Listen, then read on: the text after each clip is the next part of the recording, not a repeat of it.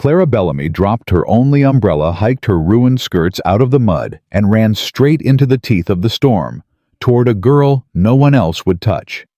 Behind her, a man dressed as a common stable hand stood frozen, watching a stranger do the one thing every wealthy guest before her had refused to do: see his blind sister as a person.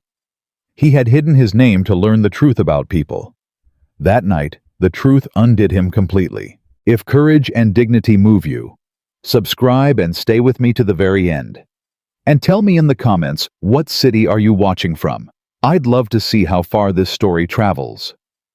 The carriage wheel cracked like a pistol shot at the gates of Whitaker Hall, and Clara Bellamy was thrown hard against the door before she could so much as cry out, "Whoa, whoa, now!"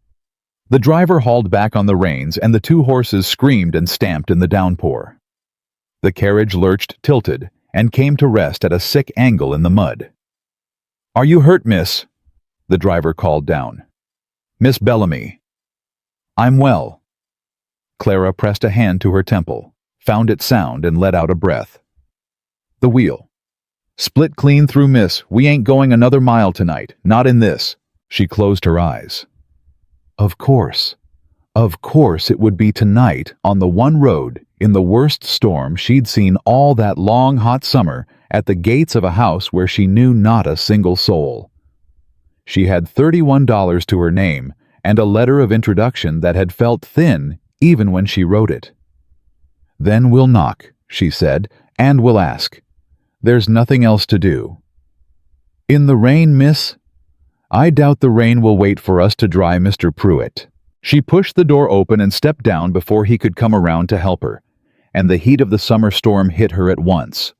Warm rain, thick as a curtain, soaking through her pale blue traveling gown in the space of 3 breaths. The silk went dark and heavy and clung to her arms.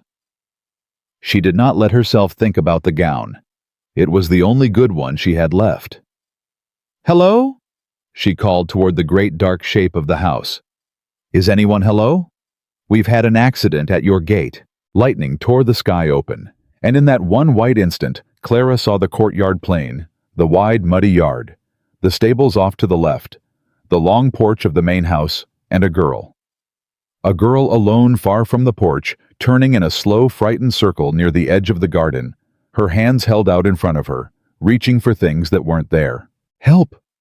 The girl was calling, but small, like she'd already given up on being heard. "Is someone, please? I can't find the path. Someone, please." Clara did not think. Her body moved before her mind caught up to it. "Stay where you are," she shouted, and she dropped her umbrella in the mud and ran. She ran across that flooded courtyard in her thin boots slipping, catching herself, her skirts dragging black water, and she did not slow down. From the dark of the stable doorway, a man stepped half a pace forward and stopped watching, but Clara never saw him. She saw only the girl who had frozen at the sound of her voice, and now stood trembling with the rain running down her upturned face. Clara reached her and dropped to her knees in the mud beside her and got an arm around her shoulders. "There now, there." She pulled the girl in against her. I've got you, sweetheart. Do not move. I am right here." "I can't see," the girl whispered. "I can't. I went out to the porch and the thunder turned me round and I couldn't find my way back, and I called and no one heard you over the storm. That's all. That's all it was." Clara took the girl's cold, reaching hands and folded them between her own. "You're not lost anymore. You hear me? You found someone, or someone found you. Either way, you're found. What's your name?" "Abigail." "Abigail." Clara said it gently, like she was setting it down somewhere safe. "I'm Clara. Now, Abigail, I'm going to keep my arm right here around you, and we are going to walk to the house together, slow as you please, and you don't have to find a single thing because I'll be your eyes the whole way. Will you let me do that?" The girl turned her face toward Clara's voice, and her chin shook. "You'll stay with me." "Every step. I swear it." That was when the man came. He crossed the yard in long strides, mud to his knees, a rough coat over his shoulders, and a stable hand's cap pulled low and his voice when it came was sharp with something that was not quite fear and not quite anger. "Miss Abigail." He dropped down on her other side. "Miss Abigail, you went out the door. You can't go out the door alone. You know that you promised me." "Thomas." Abigail grabbed for his arm and found it. "Thomas, I'm sorry, the thunder." "It's all right." His voice changed the instant she touched him, gentled, dropped low. "It's all right now. I've got you." "So do I," Clara said. The man looked up. For a long moment, he just looked at her, this soaked stranger, kneeling in his master's courtyard with her ruined gown and her arm locked tight around the girl he'd been searching the grounds for. The rain ran off the brim of his cap. He didn't say anything. "Well, don't just stare, sir," Clara said. "She's chilled through. Help me get her up." "Yes, ma'am." He blinked like a man waking. "Yes, here." Between them, they got Abigail to her feet, and Clara kept her word, kept her arm around the girl, narrated the ground beneath them in a low, steady voice the whole way to the porch. "There's a low step, coming just here, that's it. Now flat ground. Now another step up, and we're under the roof and you're out of the rain. Abigail, feel it. No more rain." Abigail laughed, a small, broken, astonished laugh. "No more rain." The man stood back and watched them, and Clara saw his throat move. "You're soaked through, miss," he said. "I'll fetch. I'd be obliged for a dry cloth and a fire if your master keeps such things for stranded travelers." Clara pushed her wet hair back off her face. "My carriage broke its wheel at your gate. I'd not have troubled the house at this hour, but I don't think the road and I are friends tonight." "The house keeps such things." He said it oddly, like the words tasted strange. "I'll see to it. Miss Abigail, will you?" "I'll stay with Clara." Abigail's hand tightened on Clara's sleeve. "Clara, stay." "I'm staying." The man looked at the two of them once more, and then he turned and went, and Clara watched him go, and thought with the small, idle part of her mind that was not occupied with the shivering girl beside her. Now there is a strange sort of servant. Inside by a fire the housekeeper built up quick and high, Clara learned three things. She learned that the house belonged to a Mr. Nathaniel Whitaker, a landowner and a former militia officer, a man of considerable property, and by the careful way the servant said his name, considerable temper. She learned that he was away on business in Richmond and not expected back until the morrow. And she learned that the man called Thomas Reed, the stable hand, was not at his ease in his own master's parlor, for it was he who brought the dry blankets, he who set the kettle, he who stood by the door afterward with his cap in his hands and would not sit even when Abigail begged him to. "Sit, Thomas," Abigail said. "You're making Clara nervous." "I'm not nervous," Clara said. "I'm curious. That's a different thing." "Curious about what, miss?" Thomas asked. Clara wrapped both hands around the warm cup the housekeeper had given her and considered him over the rim of it. "About a stable hand who speaks like a man who's read a great many books," she said, "and whose hands are too clean for the work." The room went very still. Abigail's blind eyes turned toward the sound of Thomas, then toward Clara, then back following the silence like a thread. "I read what's left lying about," Thomas said at last. "A man can pick up speech that way." "He can." Clara agreed pleasantly and let it go because the girl beside her was shivering, and that mattered more than catching a servant in some small private lie. "Abigail, are you warm enough? Move closer to the fire if you're not. There's a clear space to your left, an arm's length, nothing in the way." Abigail moved into the warmth, and Thomas watched the girl find her own way for once, instead of being steered by the elbow like a chair being shoved across a floor, and something crossed his face that Clara could not read. "You tell her where things are," he said quietly. "You don't grab her." "Should I grab her?" No, you shouldn't." He stopped. "Most do. Most people are in a hurry to be kind," Clara said. "It's a different thing from being kind. The hurried kind want it to be over. They want the good feeling and the quick exit. They don't want to slow themselves down to the speed of the person who needs them." She blew across her cup.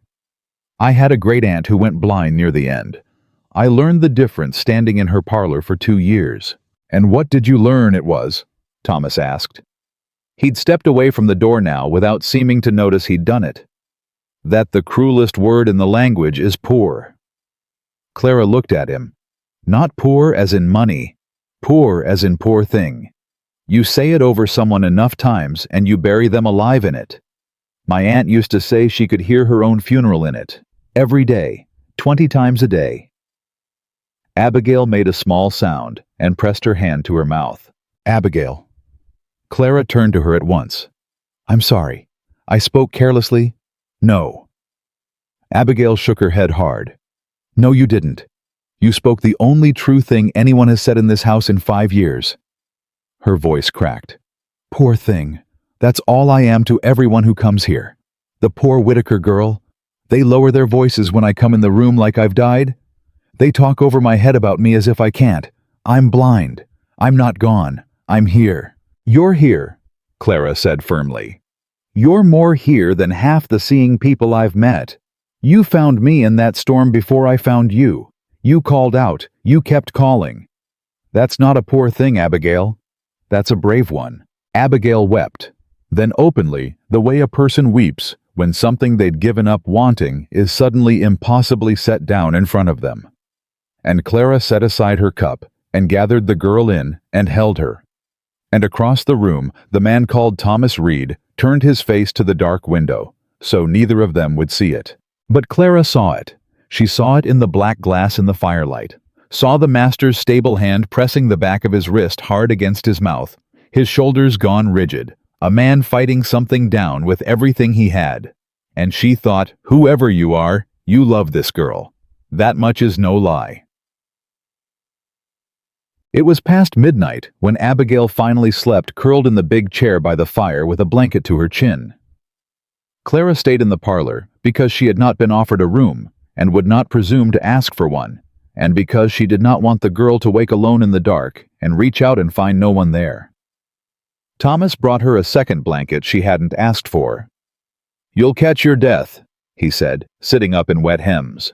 I've had worse nights. Clara took the blanket. Thank you, Mr. Reed. You're kind. I'm not particularly. You brought a blanket to a stranger at 1 a.m. You can argue the point, but the blanket's in my lap, so. She almost smiled. You'll forgive me if I trust the blanket over the argument. He sat down at last on the hearth, not the chairs, keeping that careful distance a servant keeps even when no one's watching to enforce it. For a while, neither of them spoke. The fire snapped. Abigail breathed slow and even in her chair. May I ask you something, Mr. Reed? You may ask. How long has she been blind? Since she was 9. A fever took it. He stared into the fire. She doesn't remember much of seeing. A little. Her mother's face. A horse she loved. She says the worst part isn't the dark. She says the worst part is the way people decide the moment they learn it exactly how much of a person is left. His jaw worked. Like they do the sums right there in front of her. Blind girl. Carry the 2. Subtract a soul. That's a hard thing to watch. It's a hard thing to be unable to stop. Clara was quiet a moment. And her brother, Mr. Whitaker. Does he? He'd burn the house down for her. It came out fast, fierce before he could measure it.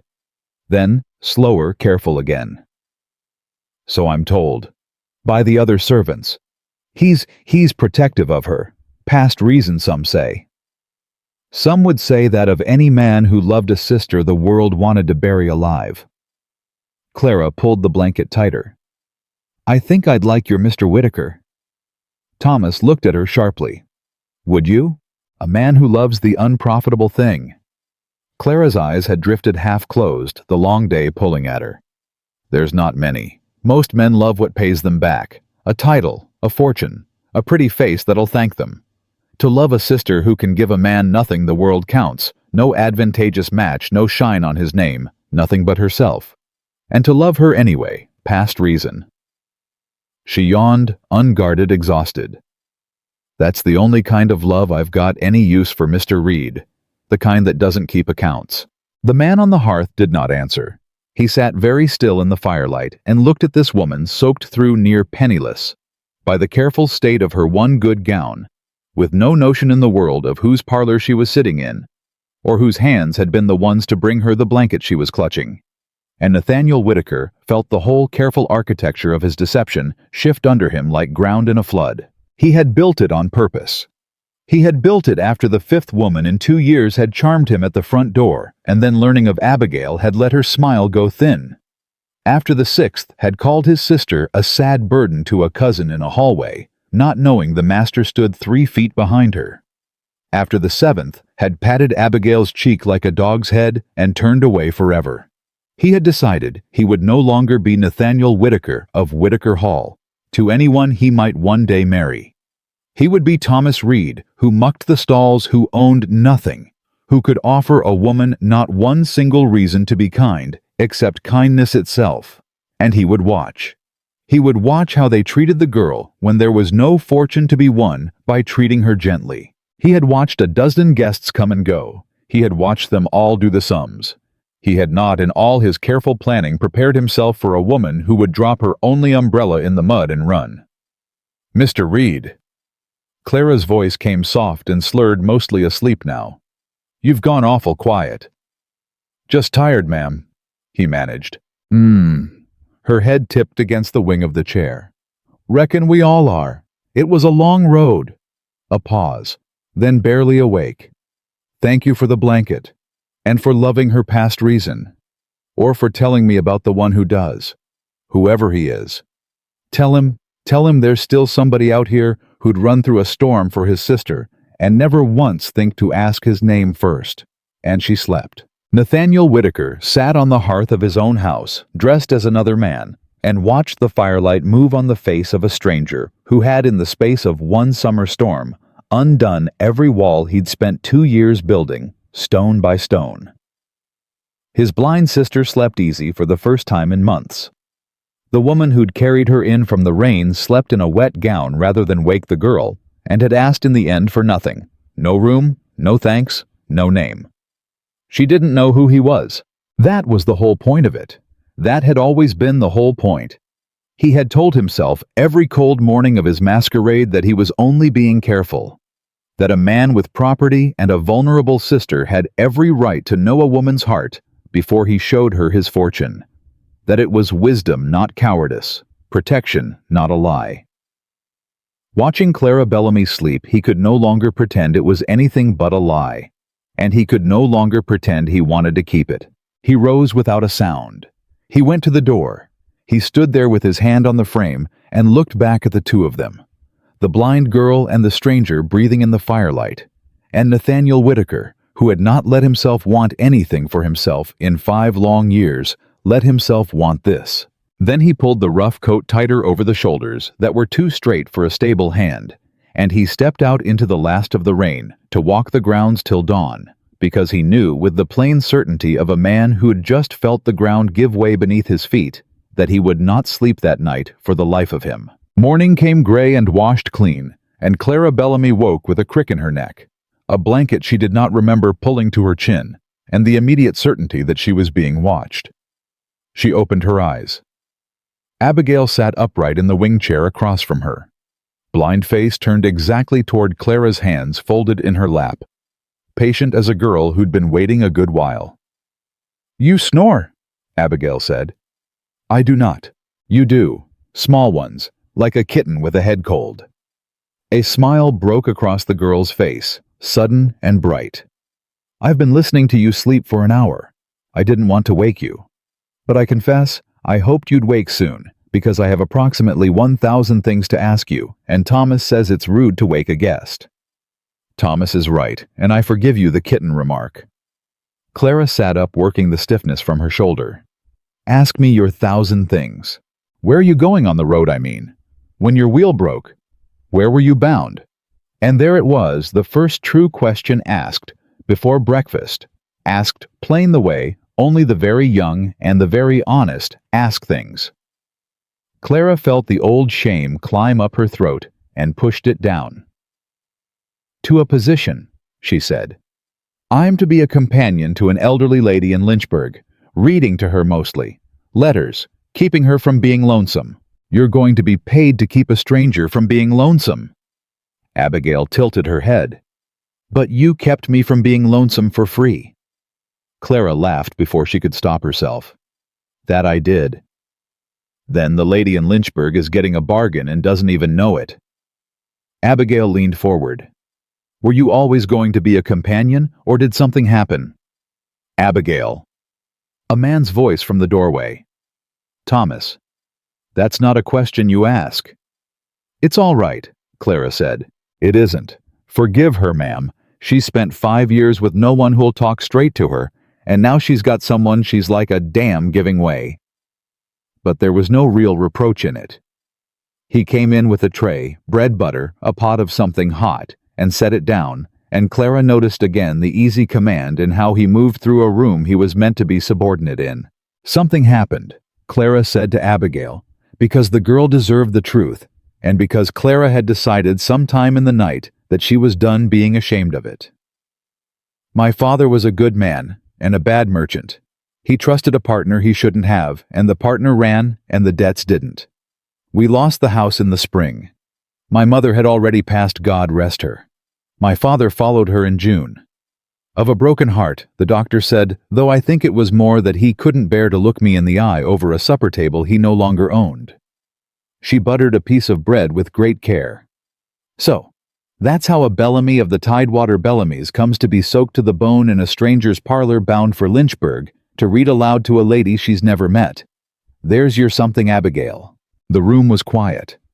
Abigail's hand had crept across the small table and found Clara's wrist. I'm sorry, the girl whispered. About your father. So am I. Clara turned her hand over and squeezed the girl's. But I'll tell you what he gave me, and no creditor could take it. He gave me an education.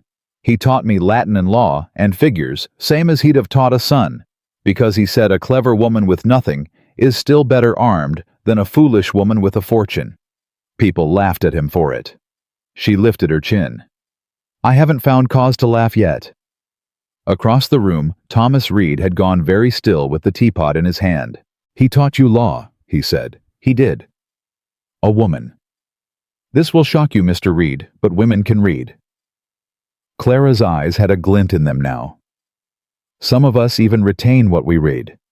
I once corrected a circuit judge on a question of riparian boundary at my father's dinner table.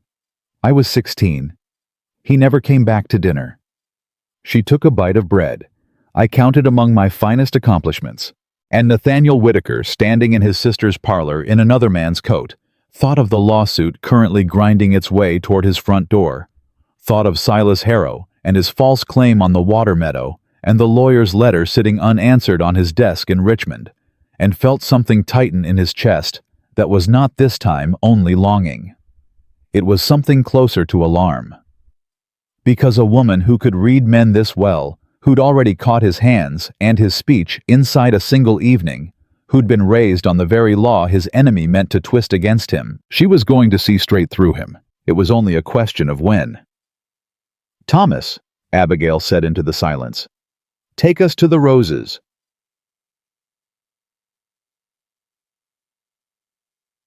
The rose garden had been her mother's, planted the year Abigail was born, and no one had cut it back in the 5 years since the girl had stopped being allowed to walk in it alone. Clara learned this from Abigail on the way out, the girl's handlight on her arm, Thomas trailing a careful half-step behind them both. Why aren't you allowed? Clara asked. The thorns.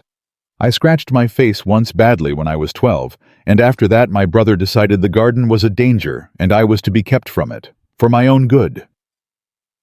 Abigail's voice had gone flat in the particular way Clara was learning to recognize. Everything is for my own good. My own good is a very small room with no sharp edges in it. And what do you think your own good is?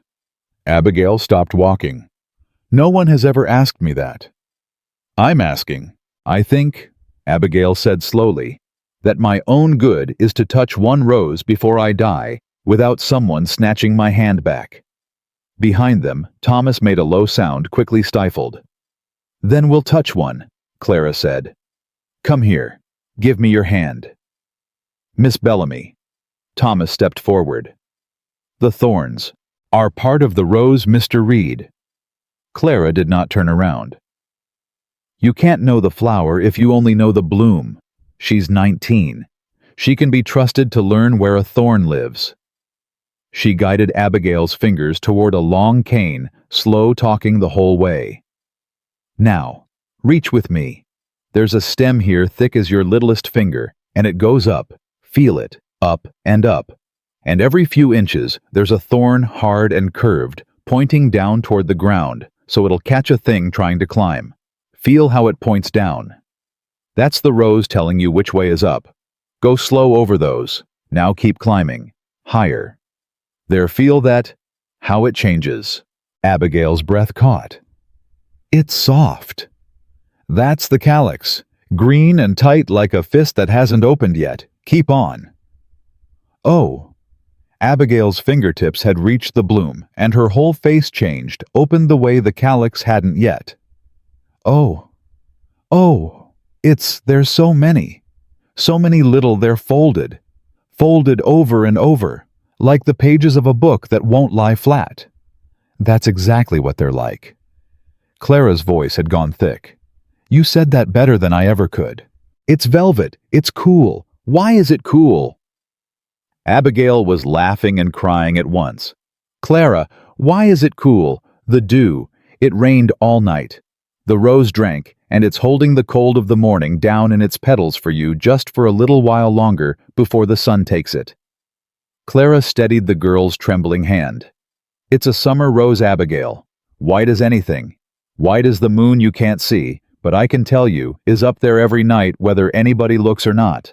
And Abigail Whitaker stood in her dead mother's garden, with both hands cupped around a flower she'd been forbidden for 7 years, and she wept with her whole body. And she did not stop until she'd memorized every fold of it by touch. Nathaniel watched from 3 feet away, and did not trust himself to speak. It was Clara who broke it, and she broke it the way she did everything sideways lightly, to spare the girl the weight of her own joy. Now, there's a whole row of these, and they're not all the same. This next one's smaller, tighter, hasn't opened yet. Reach with me. Ah!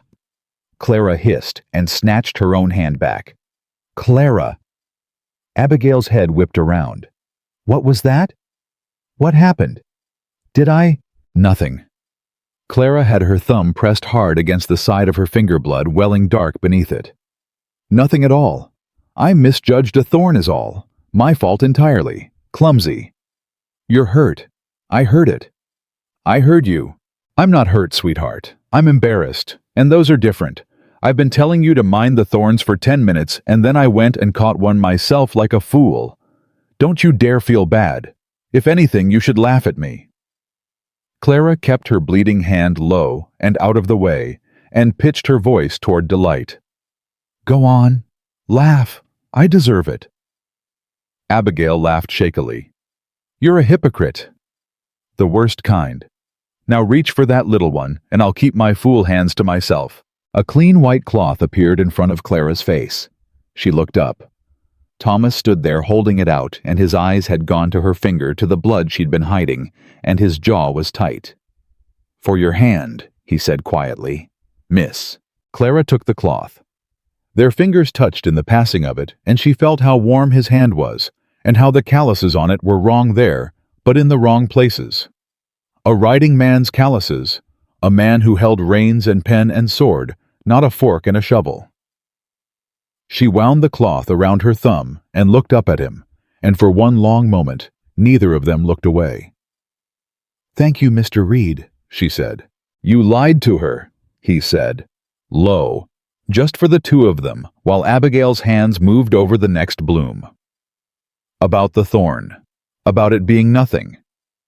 I did. Why? Because she spent 7 years being told that everything that goes wrong near her is her fault, or her danger, or her reason to be locked indoors. I'd cut my whole hand open before I'd let one drop of blood add a single stone to that wall. Clara held his gaze. Wouldn't you? The man called Thomas Reed looked at her like a man looking at water in a long drought. Yes, he said. God help me. Yes, I would. She found him alone that afternoon by the stable, and she had had hours to think, and she did not waste them. Mr. Reed. Miss Bellamy. I'd like to ask you something, and I'd like you to do me the courtesy of not lying to me, because I've watched you not lie to that girl all day, and you're very good at it, and I'd rather not be managed. Clara stopped a few feet from him. Who are you? His hands stilled on the harness he'd been pretending to oil. Thomas Reed, miss. Stable hand to Mr. Whitaker.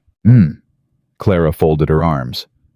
A stable hand who reads law, whose hands are a horseman's, not a laborer's, whom the housekeeper served before she served me last night. I watched her. Mr. Reed, she handed you the bread first and caught herself doing it. A stable hand. The other servants step around like he's made of glass that'll cut them. A stable hand who knew the moment Abigail went missing every path on this estate she might be lost on. A stable hand who chose alone among everyone in this house to come tend a blind girl in a midnight storm rather than send a maid. She tilted her head. I've corrected a circuit judge, Mr. Reed. I think I can read a stable hand. The silence stretched. A horse stamped somewhere down the row. Thomas Reed set down the harness very carefully, and when he straightened, something had changed in him. The stoop was gone from his shoulders, and his voice, when it came, had lost the careful roughness he'd been wearing like a coat. And what do you think you've read? I don't know yet. Clara's heart was going hard, but she kept her chin level. That's why I'm asking. Are you a man hiding from something, from the law, from a debt, a wife, a war? Her voice dropped. From Mr. Whitaker himself. Because if you've done that household some wrong and you're lying low under his roof in his livery, I'll have you know I'll not keep your secret. Not with that girl in this house. I'll not. You think I'd harm Abigail? It came out raw. I think I don't know you, and I've learned the hard way what trusting the wrong man costs. Clara's jaw tightened. My father trusted a partner's smile. It put him in the ground. So no, Mr. Reed, I'll not hand my trust to a man whose every fact about himself is a thing I've had to catch him in. Tell me true. Who are you, and what are you to that girl? And Nathaniel Whitaker stood at the threshold of it, the whole truth balanced on his tongue, one sentence from undoing everything. I am her brother. I am the master of this house. I dressed as a servant to find out who would be cruel to her when there was nothing to be gained. And you, Clara Bellamy, you ran through a storm. He opened his mouth, and the stable boy came pelting around the corner. Thomas, there's a man at the front gate says he won't be turned away. Says he's got papers, says... The boy skidded to a halt, gulping air. He says his name's Mr. Harrow, and he's asking for the master, and the master ain't here, and he says he'll wait in the parlor till he comes, and Mrs. Pruitt don't know what to do with him. And Thomas, he's frightening. He made a maid cry already. He said, what did he say? Nathaniel's voice cracked out like a whip, and Clara flinched, because there was nothing of a servant in it. The boy's eyes went wide. He said he's come to settle the matter of the water meadow once and for all, and that he'll have the whole north boundary signed over before the season's out, and that he wanted to know whether the blind girl would be signing too, since she can't read her own name, and he laughed. Clara saw it happen. She saw the man in front of her stop being Thomas Reed. Entirely, saw his face go white, then dark, saw his hands close into fists, saw him take one full stride toward the house before he remembered himself, and stopped dead, every muscle in him straining against the part he was meant to be playing. And she understood all at once that whatever Thomas Reed was, he was not a man who feared Silas Harrow. He was a man who hated him, with a hatred that had standing, with a hatred that belonged to him by right. Mr. Reed, she said slowly, a stable hand has no quarrel with a man over a land boundary. He turned. Their eyes met. And for one unguarded second before he could pull the mask back down, she saw the whole truth sitting plain in his face, saw who he was, or near enough, and saw that he knew she'd seen it. Miss Bellamy, he said very quietly, whatever happens in that parlor, whatever you hear me called, I am going to ask you to wait. To let me explain. Tonight, after he's gone. Explain what? Everything. His throat worked. You asked who I am. I'll tell you. Every word of it. But not in front of him. Not with that girl's name in his mouth and a knife at this family's throat. Will you give me till tonight? Clara looked at him, at the desperate honesty cracking through the lie at last, and she made a choice she could not yet fully account for. Till tonight, she said. And then, no more cloth around the thumb, Mr. Reed. No more sparing me the thorn. The whole rose or none of it. The whole rose, he said. I swear it. And he turned and strode toward the house, and Clara watched the way he walked, watched him cross his own courtyard with his shoulders thrown back, and his head high, and a fury in his stride that no servant in the country could have afforded. And she pressed the blood-stained cloth to her mouth, and she thought with a strange cold lurch in her stomach that was equal parts dread and something she refused to name. I know who you are. God help me. I think I've known since the storm, and I think I'm going to be a fool about it. Inside the house, a man's voice rose loud and pleased with itself, calling for wine and a fire, and somebody to fetch the master from Richmond and be quick about it. And over it, sharp and small and unafraid, came another voice, a girl's voice saying clear as a bell across the whole front hall, You can wait for my brother, Mr. Harrow, but you'll not speak my name like that in my mother's house. Blind I may be. Deaf I am not.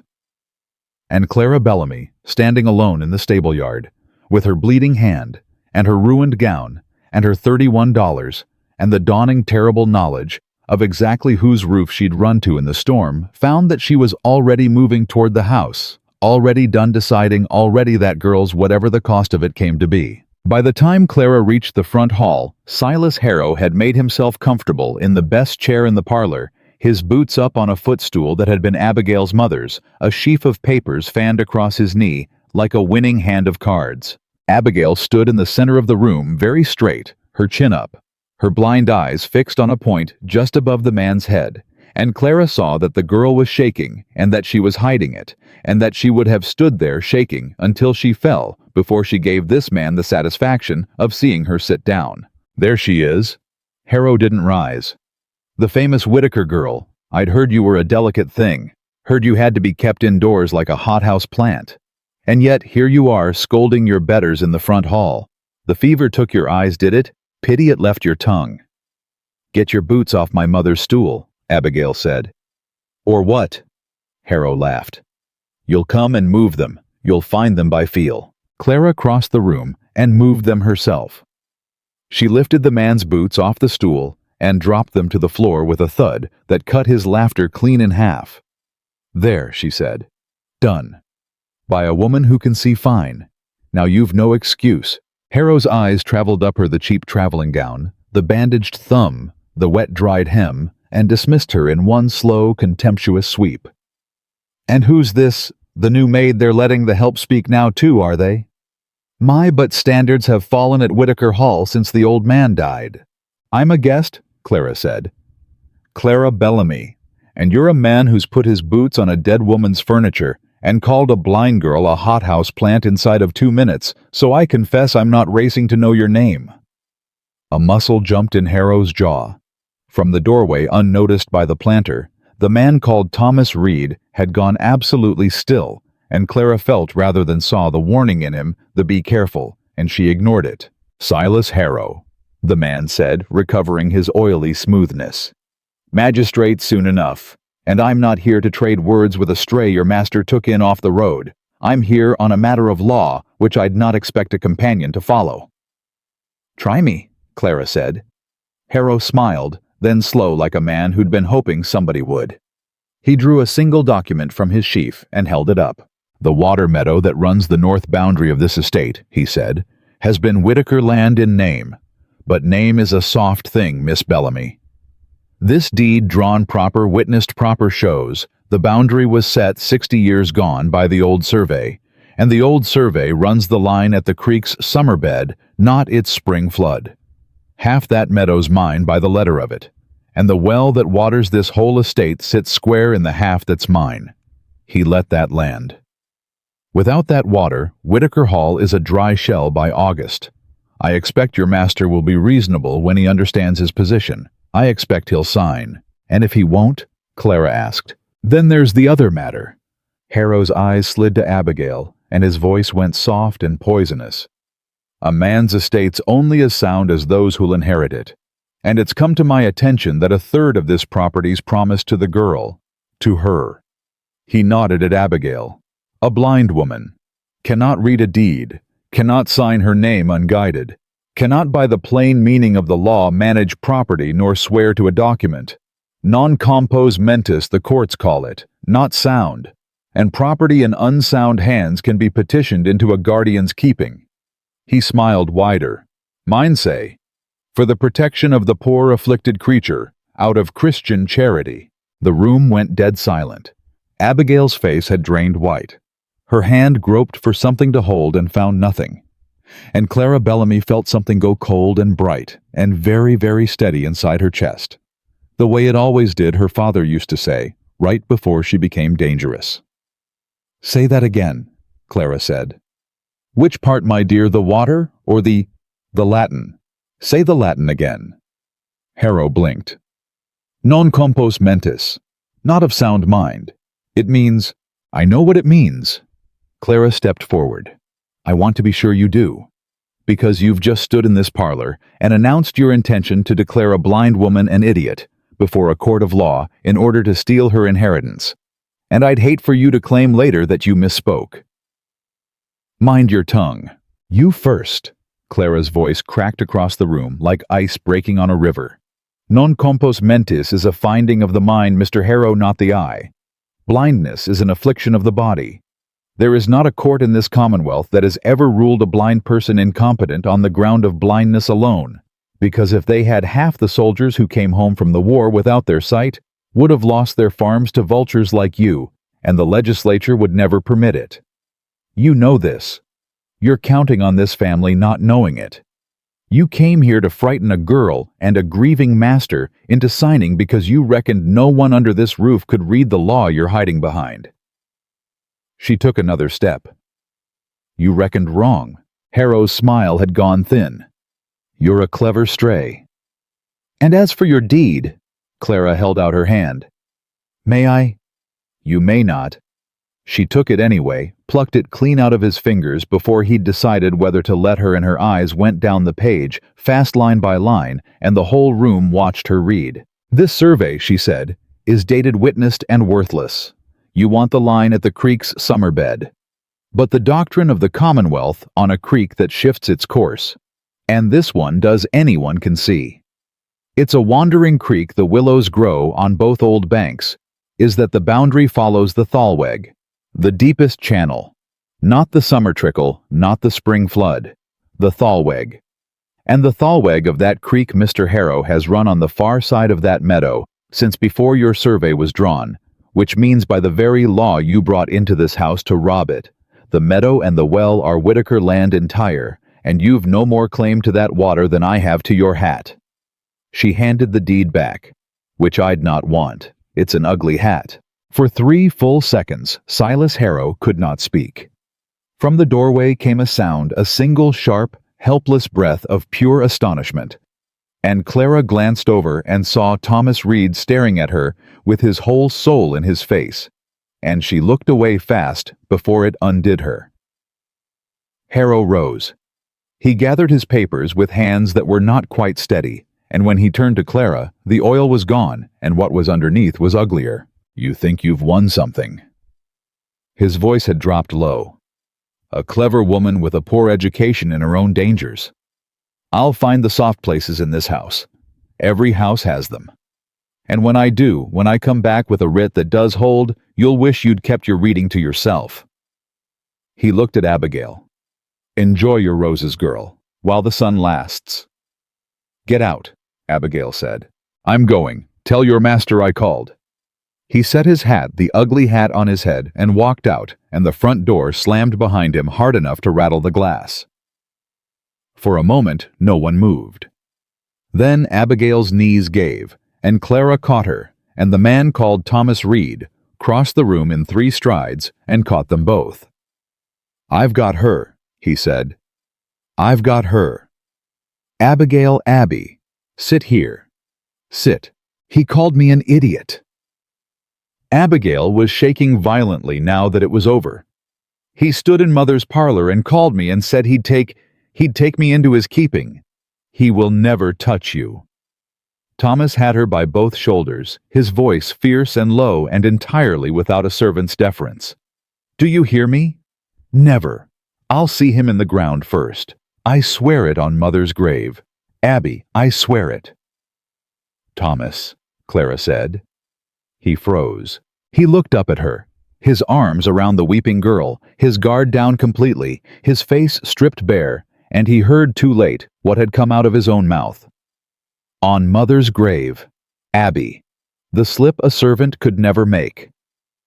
Clara looked at him for a long, long moment. "You should take her up to rest," she said quietly. "She's had a shock. We'll talk later, you and I. As you asked. Tonight." Relief and dread warred in his face. Tonight. But it was not to be tonight. Dead. Because the next morning brought a note from the elderly lady in Lynchburg, carried by a rider, regretting that the position was no longer available. She had taken ill. The family wrote and could no longer keep a companion, and Clara stood in the front hall reading it with the floor seeming to tilt beneath her. Because that note was the last thread holding her to any future at all, and it had just been cut. $31, she said aloud to no one. $31 and nowhere on earth to be. Stay. She turned.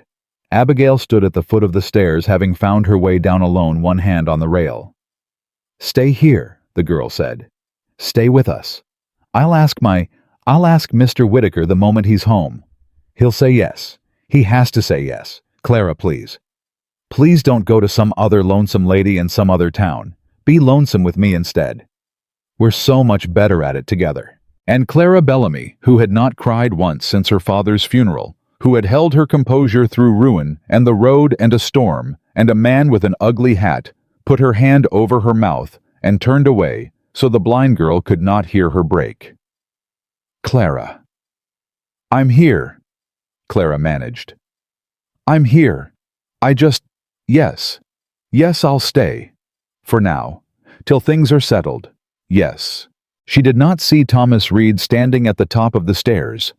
She did not see the look on his face, a man watching the one good thing in his ruined, careful world choose to stay. Choose his sister, choose them without knowing the first true thing about who they were. She did not see him grip the banister until his knuckles went white. She did not see him open his mouth to call down the truth, all of it right then, into the front hall, and close it again, because a coward is only a man who has loved one more thing than he has loved honesty, and Nathaniel Whitaker had just discovered, to his shame, exactly how many things he loved more than the truth. The harvest market came at midsummer, and Abigail begged to go. "I haven't been to the market in 5 years, she said. 5 years, Clara. Take me. You make the world come alive with words. Take me where there's a whole world of it. The fiddles, the pie women, the smell of the horses. Please. I want to be in it, not told about it through a window." Mr. Whitaker would not permit it, Thomas said. He'd come with them to the gate, still in his rough coat, still playing his part. Though Clara watched him do it now, the way one watches a man wear a coat she knows is borrowed. "Mr. Whitaker isn't here," Abigail shot back. "And Clara will mind me, and you'll mind us both, and I am 19 years old, and I have touched a rose, and I want to touch the rest of the world too, and I will not be kept in a small room with no edges.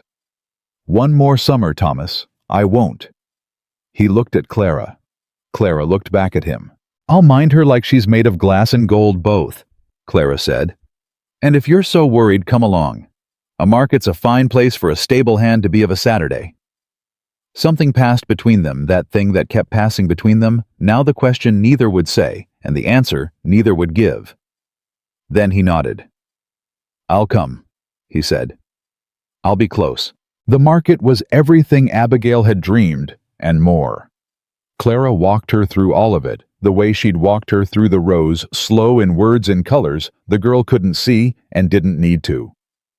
"There's a woman selling pies 3 deep, and the steam's coming off them. so the whole row smells of apple and lard and cinnamon, and her face is red as a brick from the oven, and she's shouting prices like a general.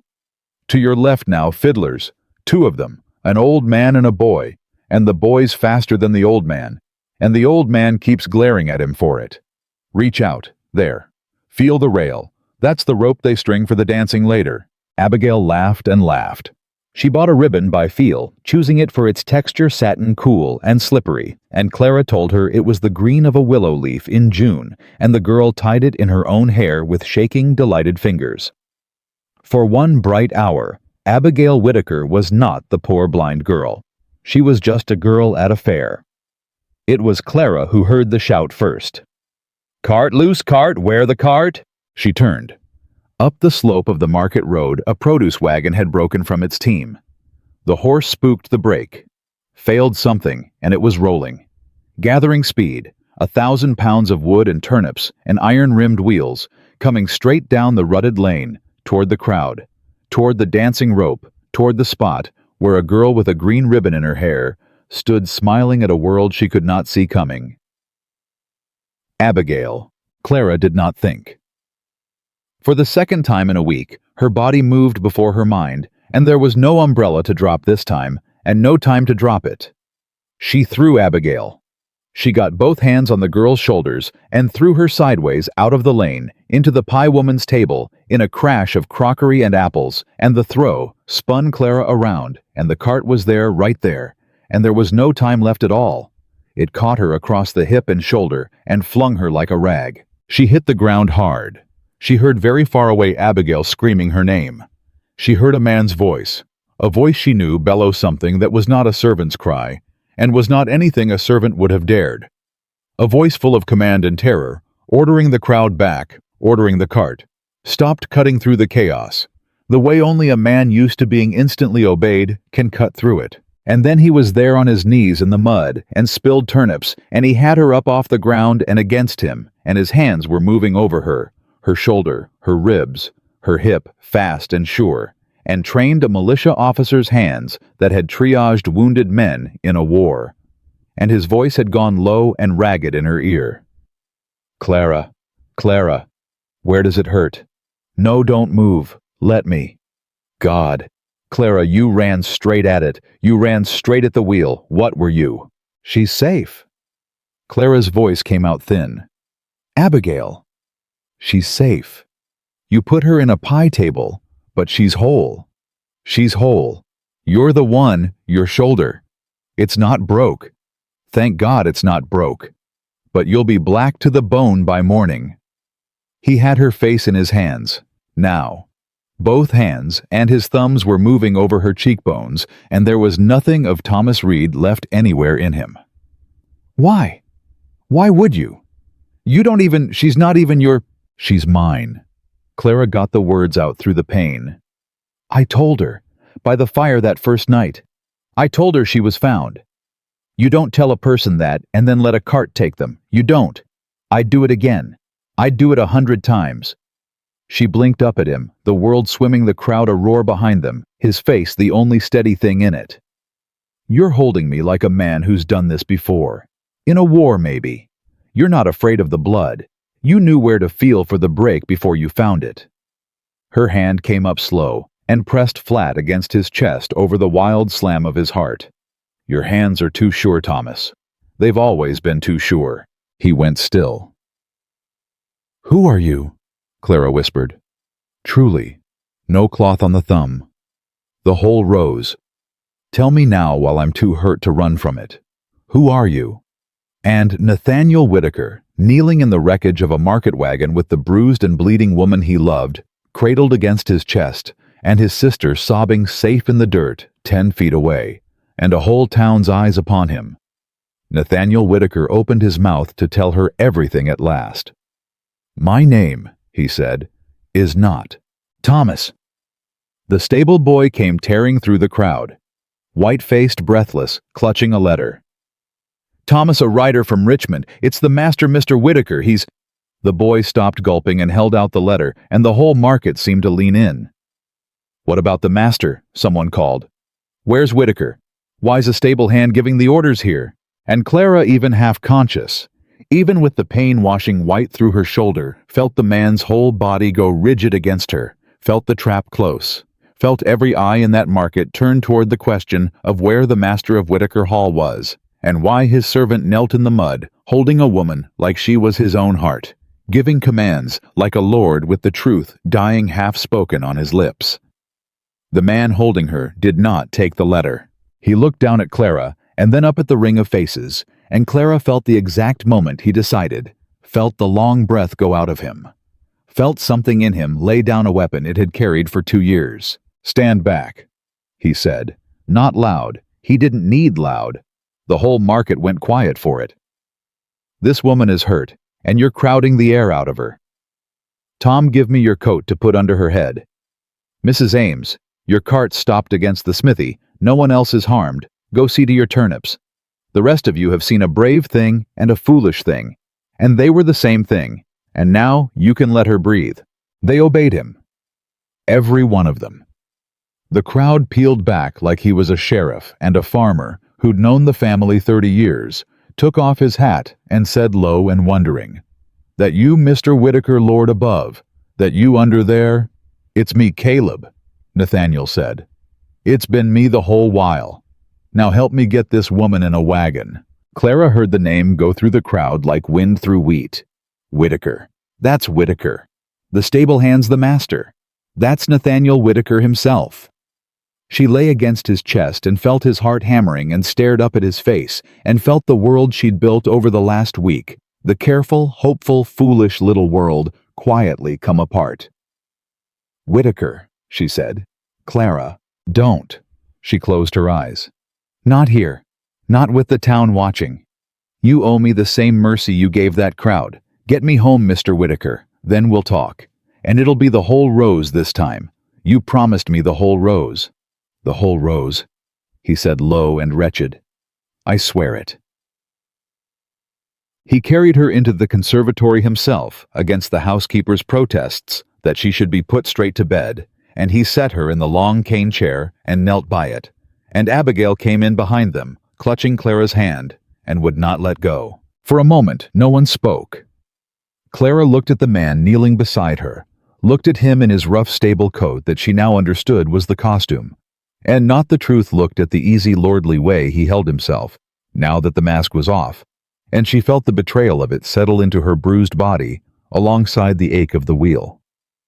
"Say it," she said. "All of it, from the start. I'll know if you leave a thorn out. My name is Nathaniel Whitaker." His voice was steady, but his hands were not. "I own this house, this land. The horses I pretended to tend. Thomas Reed is a name I made up. There is no stable hand. There never was. There was only me in a borrowed coat watching." Watching. Clara's voice was very flat. "Watching what?" "Watching how people treated her." He looked at his sister. "Abby. My sister. The thing the world cannot find a use for and so decides has no worth." His jaw worked. "Do you want to know how many women I courted before you came, Clara? 7. 7 in 2 years. Pretty accomplished, suitable women, every one of them, and every one of them charmed me at the front door, and every one of them, the moment they learned of Abigail, the moment they understood that to marry me was to take on a blind sister-in-law who'd live in the house till she died, every one of them changed. Some slow, some all at once. The 5th one I overheard calling Abby the sad little burden to her cousin in my own hallway. The 6th patted her cheek like you'd pat a dog, and never wrote again. The 7th? He stopped. The 7th asked me sweetly over dinner whether Abigail mightn't be more comfortable in an institution near Williamsburg, for her own good. She said it smiling. She thought she was being kind. Abigail made a small sound. You never told me that one. I never told you any of them. He turned to her anguished. What was I to say? Abby, another woman looked at you and did her sums and found you wanting. You'd had enough of that from the whole world. I wasn't going to bring it into your own house. So instead, Clara said quietly, you decided to set a trap. I decided, Nathaniel said, that I would never again be Nathaniel Whitaker of Whitaker Hall to a woman I might marry. I'd be a man with nothing. No name, no land, no fortune to chase. A man who could offer a woman not one single reason to be kind to my sister except kindness itself. And I'd watch. I told myself it was wisdom. I told myself a man with a fortune and a vulnerable sister had a right to know a woman's heart before he showed her his money. His voice cracked. It was cowardice dressed as wisdom. I know that now. I've known it since the storm. The storm. Clara laughed, and there was no humor in it. I ran through the rain to a frightened girl and dropped my only good umbrella in the mud to do it, and you stood in your stable doorway and watched me to see if I'd pass your test. Yes. You watched me kneel in the mud, and you scored me. Clara. Did I pass Mr. Whitaker? Her eyes were bright and terrible. Have I been passing all week the fire, the roses the cart has? It'd been a fine, long examination. Every kind thing I did to that girl was it marked down in your ledger. Clara Bellamy, kind to the blind sister. Full marks suitable for matrimony. Stop! It came out of him broken. Stop. It stopped being a test the first night. By the fire. When you told me you didn't know it was me, you told me that the only love you'd any use for was the kind that doesn't keep accounts. And I sat there on my own hearth in another man's coat, keeping accounts on you. And I have never in my life been so ashamed of anything as I was in that moment, and I have been ashamed every hour since, and I could not find the courage to stop because I could not bear for you to look at me the way you're looking at me right now. Silence. It was broken by a knock, and the old butler Pruitt stepped in, ancient and stooped, bearing a silver tray with a folded paper on it. His rheumy eyes going from face to face with the wariness of a man who served a household long enough to feel a storm in the air. "Forgive me, sir," he said. "But the writer waits, and the lawyer was most insistent. The court papers require your signature before the week is out, Mr. Whitaker, or the petition proceeds against you unanswered." He set the tray down. "It's the Harrow matter, sir. He's filed." "Filed what?" Nathaniel said. Pruitt's old hands trembled. "A petition for guardianship, sir, of Miss Abigail. On the grounds of, I'm sorry, sir. These are his words, not mine. On the grounds that she is of unsound understanding, and that the master of the estate has been absent and unaccountable these 2 years, his whereabouts unknown even to his own household, the property mismanaged in his absence, and that therefore the blind heiress and her share of the land want a responsible guardian appointed by the court. Himself, sir. He's asking the court to give him charge of Miss Abigail, and of her third of Whitaker Hall." The paper sat on the silver tray, and no one touched it. And Clara watched the blood drain out of Nathaniel Whitaker's face as he understood, as they all understood at once, the precise and terrible shape of what he'd done. "Absent and unaccountable these 2 years," Clara said slowly. "Whereabouts unknown even to his own household." She turned her bruised face toward him. "Because you've spent 2 years pretending the master of this house was away, living as a servant, letting the whole county believe Nathaniel Whitaker was forever off in Richmond on business. You built a man who couldn't be found." Her voice dropped to a whisper. "And now your enemy is going to stand up in court and say the master of Whitaker Hall is a ghost who can't manage his own estate, and that the blind girl needs rescuing from his neglect, and Mr. Whitaker, every soul in that county will swear it's true, because for 2 years you made it true." "God!" Nathaniel had gone gray. "God forgive me." He hid to protect her. Abigail's voice was very small. "And the hiding is the thing that's going to be used to take me." "Abby, no." The girl pulled her hand from Clara's and stood swaying, finding her balance, lifting her chin in the way Clara had taught her was allowed. "No, I'll say it, because I've held my tongue too long in this house, and look where the silence got us." She turned her blind face toward her brother. "Nathaniel, I knew." He went still. "Knew what?" "I knew it was you. From the first week of it 2 years ago. Do you think a girl who lives by her ears couldn't tell her own brother's footsteps from a stable hands? Couldn't tell your voice even softened, even rough? I've known you were Thomas the entire time." Tears stood in her sightless eyes. I let you do it because I understood why. I heard the seventh woman, Nathaniel. I heard her ask about the institution near Williamsburg. I was sitting in the next room, and you didn't know, and I heard every word. And I understood that my own brother had decided to turn himself into a beggar rather than ever bring another such woman into my home. Her voice broke. You didn't test the world to be cruel. You tested it because the world had been cruel to me my whole life, and you could not stop it any other way. So I let you. I let my brother dress as a servant in his own house for 2 years out of love for me. And I have hated myself for letting it cost you so much. Clara had stopped breathing. But you, Clara. Abigail turned to her, now reaching, and Clara caught the reaching hand and held it. Listen to me. He tested the world because the world had failed me. 7 women failed. The whole county failed. Even kind people failed in their hurried, pitying account-keeping way. Her fingers tightened. But you did not fail. You never failed once. Not in the storm, not at the roses, not in front of Harrow, not under that cart.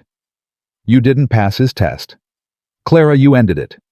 The day you walked in, the test was over because you proved there was such a thing as the love he was looking for. He just lacked the courage to stop looking once he'd found it. The conservatory was utterly silent. Clara looked down at the blind girl's hand in hers. She looked at the man on his knees who had lied to her every hour of the only happy week she'd had since her father died.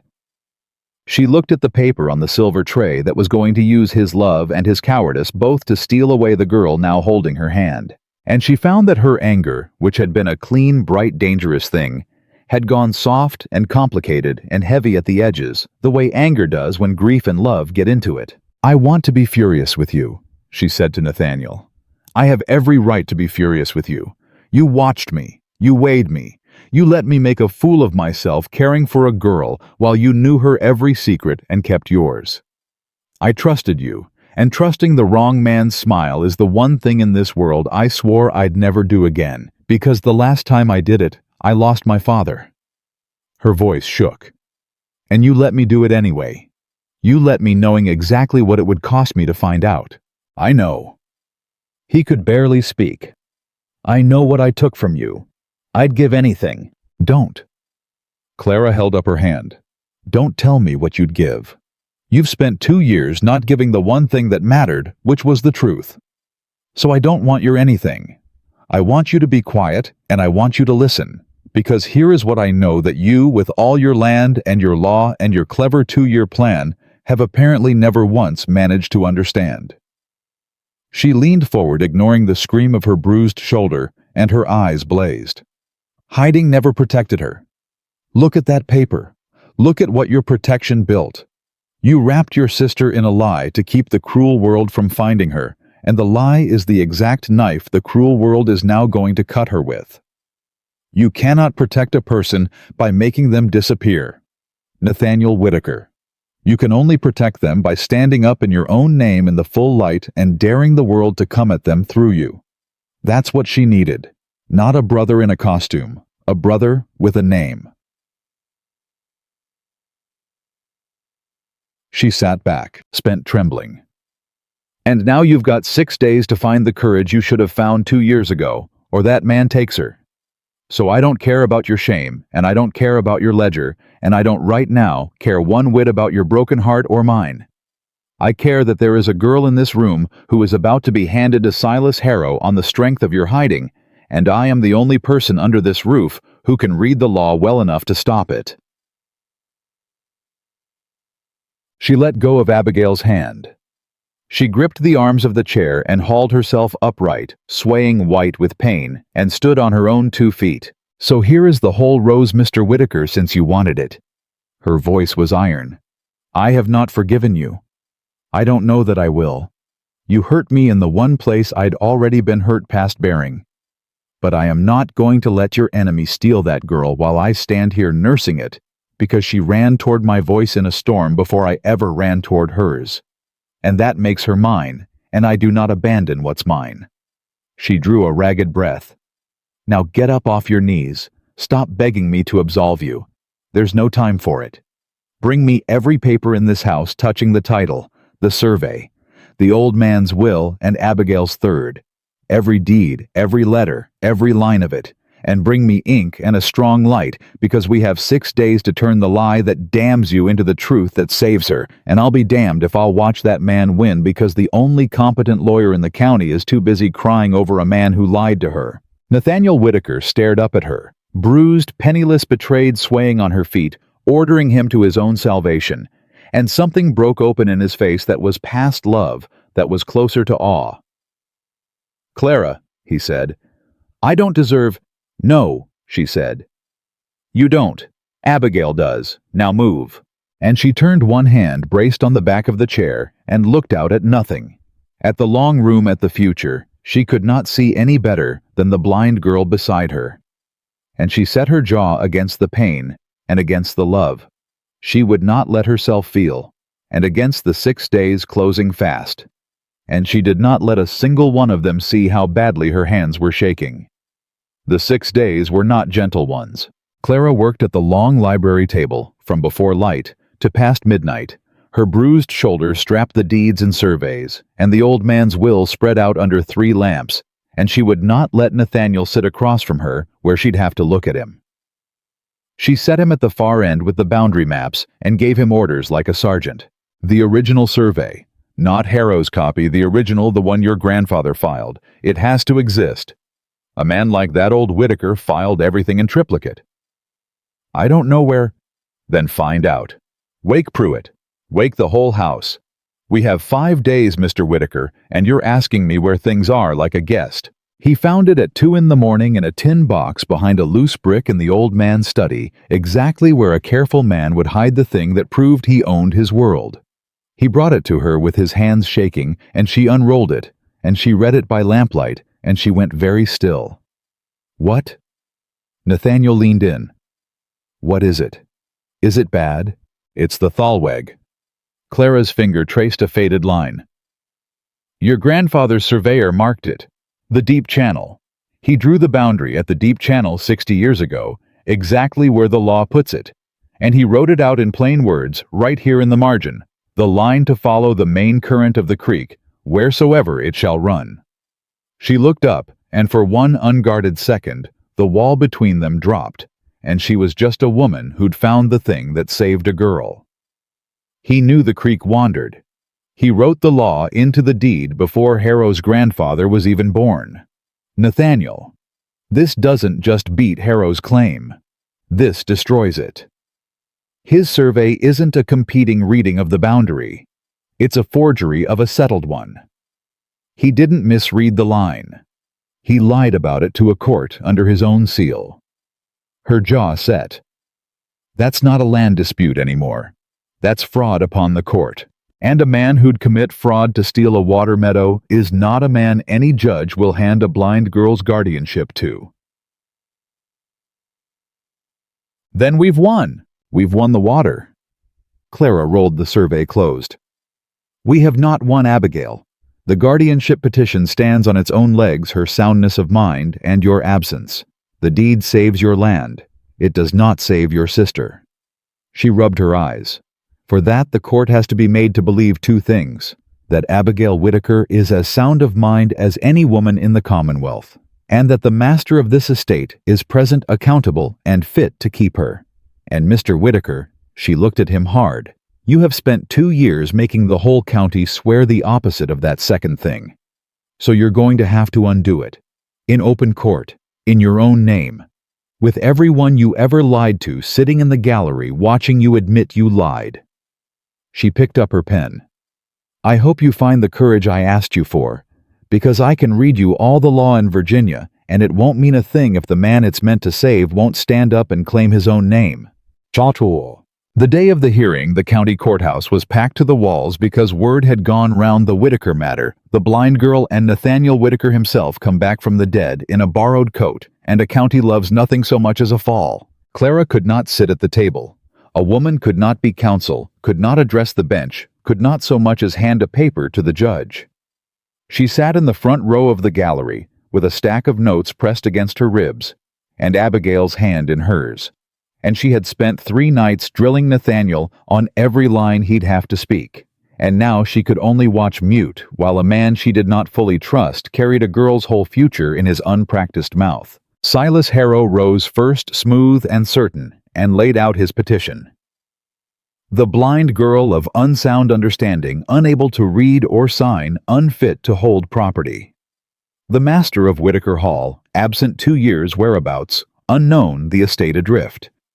A guardian wanted for the protection of the afflicted creature and the preservation of the land, himself offered up humbly out of Christian duty. And I'd note for this court, Harrow finished turning slightly so the gallery could hear, that the man who calls himself Whitaker has by his own household's account lived these 2 years disguised as a common laborer on his own grounds. I ask the court, is that the conduct of a sound man, of a man fit to keep a vulnerable woman? Or is it the conduct of one who is himself not right in the head, and the whole estate the better for a steady hand over it? The gallery murmured. Clara felt Abigail's grip tighten. The judge, an old man named Tazewell, with a face like a closed ledger, turned to the defense table. Mr. Whitaker, you've heard the petition. What does the master of Whitaker Hall say for himself? And Nathaniel Whitaker stood up. Clara watched him rise, and she did not breathe. I say it's true, Nathaniel said. The room went dead silent. Every word of it that touches me. His voice was steady, and it carried. I am Nathaniel Whitaker. I own Whitaker Hall, the land, the meadow, and the well. And for 2 years I lived on my own estate, dressed as a stable hand, named Thomas Reed, and let this county believe its master was forever away. Mr. Harrow asks if that's the conduct of a sound man. He looked around the courtroom, at all of them, the men he'd deceived. No, it wasn't. It was the conduct of a coward and a fool. And I'll own that to every face in this room, because I'm done hiding from any of you. Clara's heart was in her throat. I'll tell you why I did it, Nathaniel went on. And then you can judge me for it, every one of you, and you'll be right too. My sister lost her sight to a fever when she was 9 years old. And from that day, I watched this county decide she was less than a person. I watched grown men lower their voices when she came into a room like she'd died.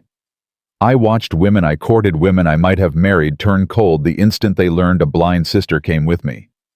One of them suggested I put her in an institution. Smiling, for her own good. His voice did not break, but it cost him not to. So I did a foolish thing. I decided I'd never again be a rich man to a woman who might marry me. I'd be a man with nothing so that any kindness shown my sister would have to be real, because there'd be no fortune in it to fake for. I hid my name to find out who in all the world would treat a blind girl with dignity when there was nothing in it for them. He turned and looked directly at Clara in the gallery. I'm ashamed of the lie. I'll carry it the rest of my life. But I will not stand here and let the man who forged a survey to steal my water use my shame to steal my sister. Because the answer to my foolish question walked into my house in a rainstorm and ran through the mud to a frightened blind girl before she knew there was a single dollar to be had for it. And she's sitting in this courtroom right now, and she knows more law than every man at that table, and if this court would let a woman speak, she'd have hung Silas Harrow by his own forged deed an hour ago. This is irrelevant theater, Harrow snapped. The question before the court is the girl's competence, not this man's romantic. Then let's put the question to the girl, said a clear voice. Abigail had stood up. Your Honor. She stood very straight, her blind face turned toward the bench, her chin lifted in the way Clara had taught her she was allowed. My name is Abigail Whitaker. I am 19 years old. I have been blind for 10 of those years, and I am told this makes me in Mr. Harrow's words of unsound understanding. I'd like the court's leave to be examined, by Mr. Harrow himself if he likes. Let him ask me anything a sound mind ought to answer, and let this room judge whether the dark behind my eyes has anything at all to do with the light behind them. The judge leaned forward, interested despite himself. The court will hear the young woman, Mr. Harrow. You've called her unsound. Examine her if you can. Harrow's confidence faltered for the first time. But he recovered, and he turned on Abigail with a sneer. "Very well. Girl, what year is it?" 18 and 16. The 4th of August by the calendar, which makes it a Tuesday, which I know because I count the days, because counting is one of the things you can still do in the dark. Who is the President of these United States? Mr. Madison, though not for much longer, and I'll wager you $1, you didn't expect a blind girl to follow the election. A ripple of startled laughter went through the gallery. Harrow's color rose. Clever answers prove nothing. A parrot can be taught. Can you manage property? Can you read a deed, girl? Can you so much as count money you cannot see? Give me coins, Abigail said. What? You heard me. Put coins in my hand. Any coins. Let the court watch. She held out her open palm steady. You say I can't count what I can't see. Prove it. Or are you afraid to in front of all these people? Harrow hesitated. The judge said dryly, "The court would like to see this. Constable, lend the petitioner some coin." A handful of mixed coins was poured into Abigail's waiting hand. She closed her fingers over them, and her face went still and inward, and her thumb moved over each one, and the whole courtroom held its breath and watched a blind girl read money by touch. "A $50, she said. 2 quarters, no 1 quarter, and 2 bits in Spanish silver. I can feel the millings different. 3 large cents, and a foreign piece heavier. I don't know it, but it's not American, the edge is wrong." She opened her hand. "That's $1.08, and a stranger I can't name. Did I miss anything, Mr. Harrow? Shall I do sums next? My father's old steward taught me to keep the kitchen accounts by an abacus when I was 12, because my brother thought a Whitaker ought to be useful eyes or no eyes. Test me. I'll keep this whole court's accounts faster than your clerk." The judge counted the coins himself. He looked at the total. He looked at the blind girl who had named it. "She's correct," he said quietly. "To the cent." The gallery erupted, and Silas Harrow, who had built his whole petition on a county's certainty that a blind woman was a thing and not a person, stood in the wreckage of that certainty and could find nothing at all to say. It was Clara who ended it, not with a word because she could not say one, but by leaning forward and pressing her stack of notes into Nathaniel's hand over the rail, and Nathaniel, who read them out because that had been the plan all along. She would be the mind, and he would be the mouth, and between them they would do what neither could do alone. "Your Honor," Nathaniel said, reading her hand, "the petitioner has charged my sister with being unable to manage property. The court has just watched her manage it better than the man accusing her. But there's a graver matter, and I'd ask the court to hear it before it rules." He laid the old survey on the bench. "This is the original boundary survey of Whitaker Hall, filed by my grandfather 60 years ago. It draws the line at the deep channel of the creek in plain words as the law requires. Now compare it to the deed Mr. Harrow has entered into evidence, the one drawing the line at the summer bed, to put my well on his land." He laid them side by side. "They cannot both be true. One of them is a forgery offered to this court under oath. And it is not the one my grandfather signed 60 years before Mr. Harrow had any reason to want my water." He looked up. "The man who came here calling my sister unsound, asking to be made her guardian for her own protection, is the same man who forged a survey to steal her family's water. I'll let the court decide which of us is the danger to that girl." Judge Tazewell read both documents in a silence so complete, Clara could hear the lamp hiss. Then he set them down. "The petition for guardianship is denied," he said, "and denied with prejudice, for it is plain to this court that the only unsound conduct on display today belongs to the petitioner. Miss Abigail Whitaker is found fully competent in mind and in law to hold and manage her property, and I'll put that finding in writing so that no man in this county tries this again." He turned cold eyes on Harrow. "As to the matter of this survey, Mr. Harrow, you'll not be leaving by the front door. The court has questions about forgery and fraud that you will answer to the constable. Take him." And they took him. Silas Harrow, magistrate, that would have been, dragged out the side door of the very courthouse where he'd meant to be sworn in, while the gallery he'd hoped would cheer his rise watched his fall instead. Abigail found Clara's hand in the chaos and gripped it white-knuckled. "Did we win, Clara, tell me? Did we win?" You won, sweetheart. Clara's voice cracked. You counted his coins, and you won the whole thing. You did that, not me. You. Clara's carriage was repaired that same week. Mr. Pruitt had it round to the front of Whitaker Hall on a bright, still summer morning, the wheel sound. The team fresh the road south to Lynchburg, open and waiting. And Clara Bellamy in her one good gown, cleaned and pressed, stood in the front hall with her single small trunk at her feet and faced the fact she'd been out running since the courthouse. There was nothing left to keep her. Harrow was beaten. Abigail was safe and free. The work was done. And she had not forgiven Nathaniel Whitaker, and she could not stay in a house with a man she had not forgiven and would not let herself love. And so the only thing a proud woman could do was leave with her head up before the wanting wore her down. You don't have to go. Abigail stood at the foot of the stairs and she was crying without shame. Clara, you don't. This is your home now. It's been your home since the storm. Please. I have to, sweetheart. Clara took the girl in her arms and held her hard. Not because I want to, because there are some things a person can't undo by staying near them, only by getting far enough away to breathe. You understand that better than anyone alive. You taught me that. The small room with no edges. She kissed the girl's hair. I won't be a thing your brother keeps because he feels he owes me. I won't be furniture in your hall, however fine. I'd rather be poor and free in Lynchburg than kept and grateful here. He doesn't feel he owes you. He loves you. He's loved you since the storm, he told me. Then he can court me honest from a distance like a man who knows what he broke. Clara pulled back and wiped the girl's face with her thumb the way she had 100 times now. But he can't have me as an apology.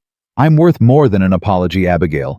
You taught me that too. She picked up her trunk and walked out to the carriage, and she did not look back at the house, because she knew if she looked back, she'd see him in a window, and she'd never get in the carriage at all. She had her foot on the step when the stable boy came running with a note. Miss Bellamy, Mr. Whitaker said to give you this before you go. He said you'd know the place. Clara unfolded it. It was a single line in a strong, plain, honest hand. Meet me in the rose garden. I wish to speak to the man, not the name. N. She stood with the note in her hand and the open carriage door beside her, and the road to Lynchburg laid out clear and safe and lonely in front of her. And then she set down her trunk, and she walked around the side of the house to the garden where she'd taught a blind girl to read a rose by touch. He was waiting there, and he was dressed as himself. No rough coat, no servant's cap. Just a plain dark coat, well-cut, a man in his own clothes in his own garden for the first time since she'd known him. And he held something out to her the moment she came near before she could speak like a man who'd lose his nerve if he waited. A single white rose. And every thorn along its stem had been cut clean away. I cut them off, he said. His voice was not steady. Everyone. I sat up half the night doing it, because I've given you nothing but hurt since the storm. Clara, I tested you and lied to you and let you find out the worst possible way, and I wanted just once to give you a thing that couldn't draw blood. One thing in this whole world from my hand that can't hurt you. He held it out further. It's all I've got worth giving. A rose that can't wound you. I'm sorry it isn't more. Clara looked at the rose. She looked at the smooth, bare, wounded stem where the thorns had been stripped away, and slowly she shook her head. No, she said. His face fell. Clara, you've got it backwards, Nathaniel. You always have. She reached out, but not for the bare stem. She closed her hand right over the cut, places gentle where the thorns had been. I like the thorns. I told Abigail that first morning. Do you remember you were standing right there pretending to be a servant? I told her you can't know the flower if you only know the bloom. The thorns are part of the rose. They're how it tells you which way is up. She lifted her eyes to his. A man without his wounds is only half a man. A man who'd cut off every sharp thing in himself to make sure he never hurt anybody that's not a man I could love. That's another small room with no edges. I've had enough of those for one lifetime, and so has your sister. Her voice shook. I don't want a rose that can't wound me, Nathaniel. I want the whole rose, thorns and all.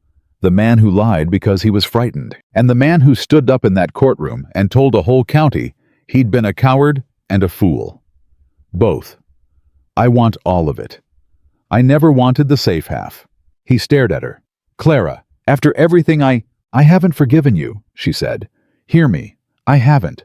What you did to me was cruel, however kindly you meant it, and forgiveness isn't a thing I'll hand you like a coin to make you feel better. It has to be earned day on day in the full light in your own name, with no costume and no test and no thorns cut off to spare my feelings. She drew a breath. But I'm not getting in that carriage, and if you want to court me honest, slow out in the open like a man who knows exactly what he broke and means to spend a good long while mending it, then you may. On one condition. Anything. Never hide behind that money again. Not from me, not from anyone. And never as long as you live forget the humble man who worked in this garden, because I think, Nathaniel, that Thomas Reed was the truest thing you've ever been, and I'd hate to lose him to the master of the house. She pressed the rose back into his hand, closing his fingers around the stem. Keep your thorns. I'll keep mine. We'll be careful with each other. That's all love is in the end. Two people who could wound each other choosing every single day not to. And Nathaniel Whitaker, master of Whitaker Hall, former coward recovering fool, stood in his dead mother's rose garden and wept openly in front of the woman he loved, holding a thornless rose. She'd refused because she wanted the wounded man more than the safe one. And he understood finally and completely that he had spent 2 years testing the whole world for a thing that had walked up his muddy drive in a rainstorm and been real from the very first breath. They did not marry that summer. Clara would not be rushed, and Nathaniel had learned at last the difference between protecting a woman and managing her. He courted her honest through the long gold end of that summer, and the autumn after walked her through the village in broad daylight, as Nathaniel Whitaker let the whole county see the master of the hall keeping company with a penniless woman who'd defeated a forger with a survey and a fire in her eye.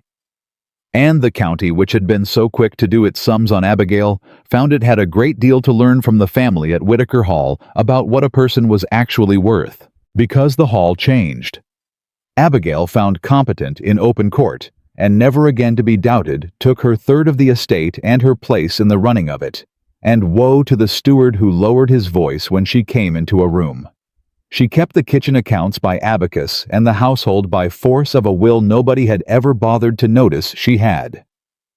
Clara taught her the law of her own property line by line, until the blind girl could recite the doctrine of the Thalweg in her sleep, and the two of them together turned Whitaker Hall into the one house in the county where no one was pitied, no one was hurried past, no one was talked over or decided about or buried alive in the word poor thing. And when Nathaniel Whitaker did finally marry Clara Bellamy the following summer in the rose garden, with Abigail standing up beside her brother and naming every flower in the place by touch, he came to her with no test, no disguise, and no thornless rose. He came as himself, the whole man wounds, and all in his own name, in the full light. The way she'd told him a year before was the only way a person could ever truly be protected or loved or known. A person's worth is not in what they can see or own or earn or give back. It is in how they treat the powerless when there is nothing in it for them. And by that measure, the woman who ran through a storm and the blind girl who counted a courtroom's coins were the richest souls that county ever knew.